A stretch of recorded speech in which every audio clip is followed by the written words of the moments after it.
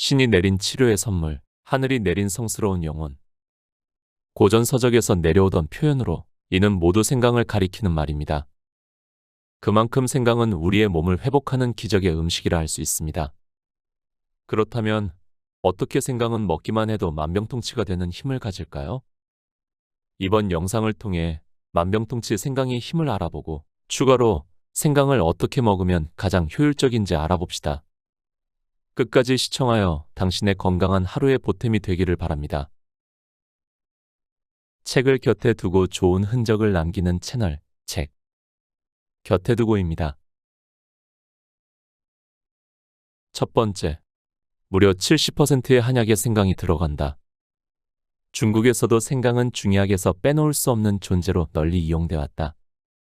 중의학의 원전이라 할 수 있는 상한론에도 생강은 몸을 따뜻하게 해서 모든 장기의 활동을 활발하게 만든다. 체내에 불필요한 체액을 제거하며 정체된 기를 뚫어주고 라는 내용이 나온다. 명나라 시대에 저술된 본초 강목에도 생강은 다양한 질병을 방어한다라고 기술되어 있다.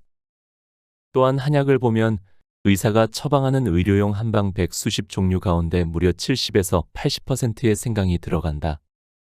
한의학 공부를 시작하며 이 사실을 알고 생강에 깊은 관심을 갖게 되었고 항상 감사하는 마음으로 먹게 되었다. 두 번째, 생강 건강법의 최강 메뉴는 바로 이것. 생강 박사인 내가 첫째로 추천하는 생강 건강법은 생강홍차다. 생강홍차가 뛰어난 건강법인 이유로 다음의 6가지를 들 수 있다. 1. 생강과 홍차와 흑설탕, 몸을 따뜻하게 만드는 식재를 3가지나 사용한다. 냉증 제거 효과가 가장 뛰어난 식재 생강, 차 중에서 몸을 따뜻하게 하는 효과가 가장 강한 홍차.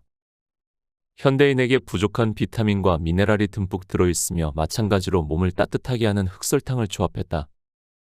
게다가 3종을 한데 모아놨기 때문에 혼자일 때보다 몸을 따뜻하게 해서 냉증을 제거하는 효과가 한층 강력해진다.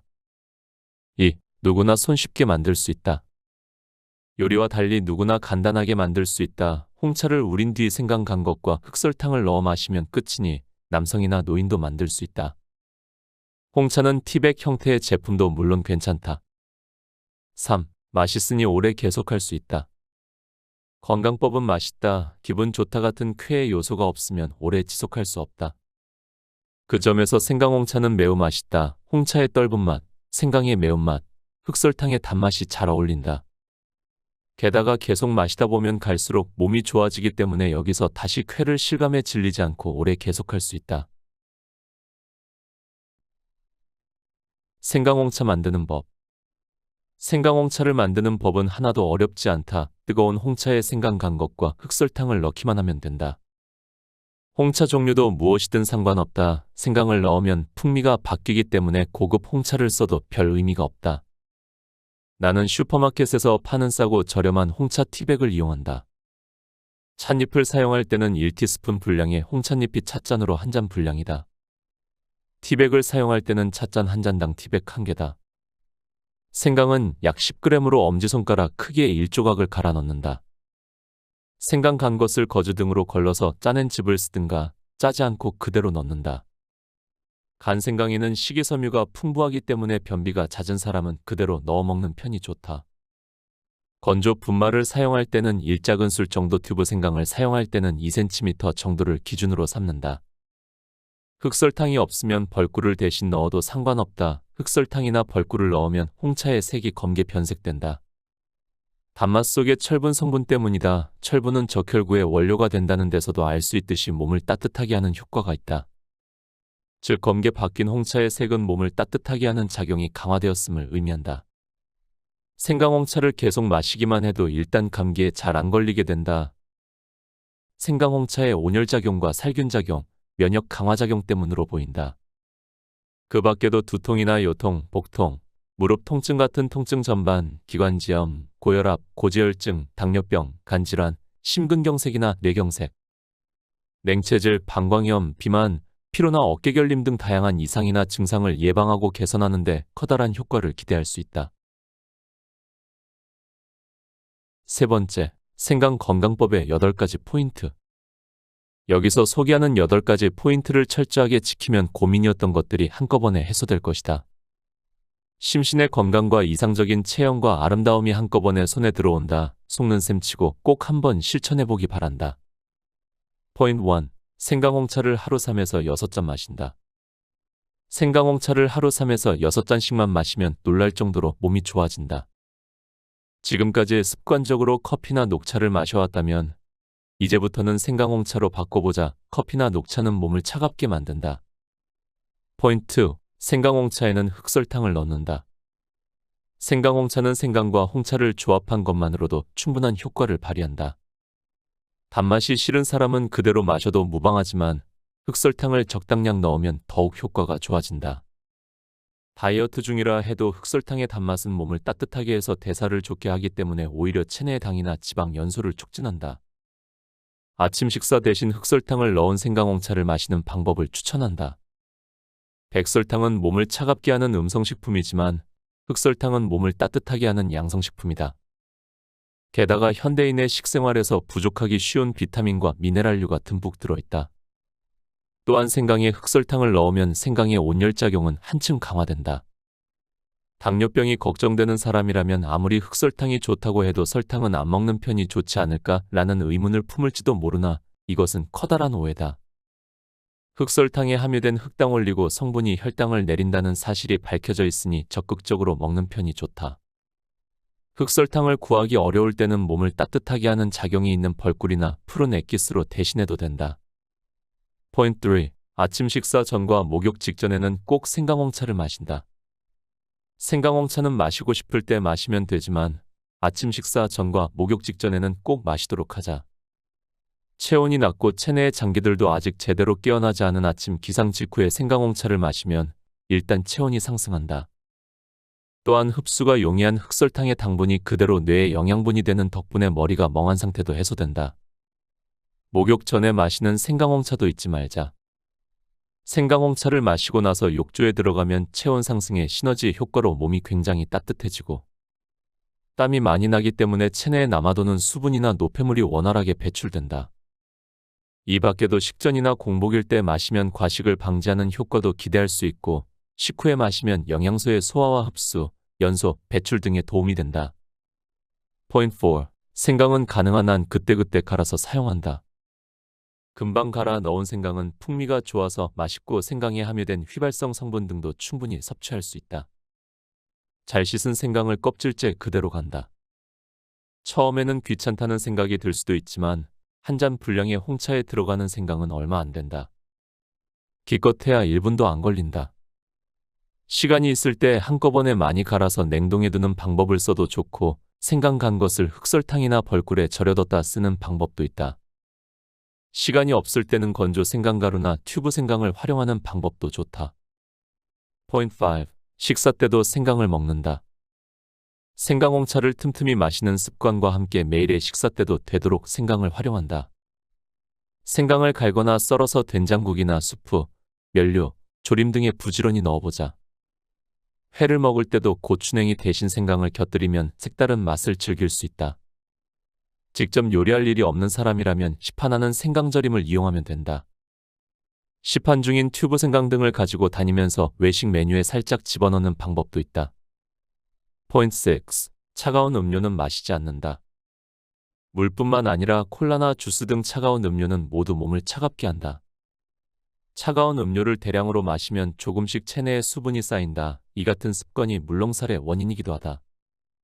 신진대사를 좋게 함으로 많이 마시면 좋다라는 말만 믿고 차가운 물을 마시는 습관을 들인 사람은 그 습관을 반드시 생강홍차로 바꾸기 바란다. 포인트 7. 80% 식사를 명심하고 과식하지 않는다. 과식이 좋지 않다고 하는 이유는 살이 찌기 때문만은 아니다. 과식하지 않는 식습관은 몸을 차갑게 하지 않는 방법임과 동시에 모든 질병을 쫓아버리는 궁극의 건강법이다. 먹는 양을 줄이려면 아침을 거르는 방법도 효과적이다. 단, 아침은 걸러도 당분의 보급만은 해주는 편이 좋다. 뇌세포와 근육세포의 활동원은 거의 100%가 당분이라서 활동 에너지를 얻으려면 당분의 보급이 필요하다. 막 깨어난 위장에 부담을 주지 않고 게다가 배설 작용을 방해하지도 않으면서 당분을 보급하려면 역시 흑설탕을 넣은 생강홍차가 최고다. Point 8. 최소한 일주일은 계속한다. 어떤 건강법이든 오래 계속하지 않으면 의미가 없다. 이 점에서 생강건강법을 시작한 사람들은 모두 오래 계속할 수 있었다고 한다. 손쉽고 간단한 데다 돈도 들지 않는 반면 효과는 바로 실감할 수 있고 계속하는 동안 점점 몸이 좋아지고 이상적인 체형이나 아름다움이 손에 들어오는 등 간단한 실천만으로도 이만큼의 효과가 따라온다는데 그 이유가 있을 것이다. 그러나 물론 효과가 잘 안 나타나는 사람이나 궁합이 안 맞는 사람도 있다.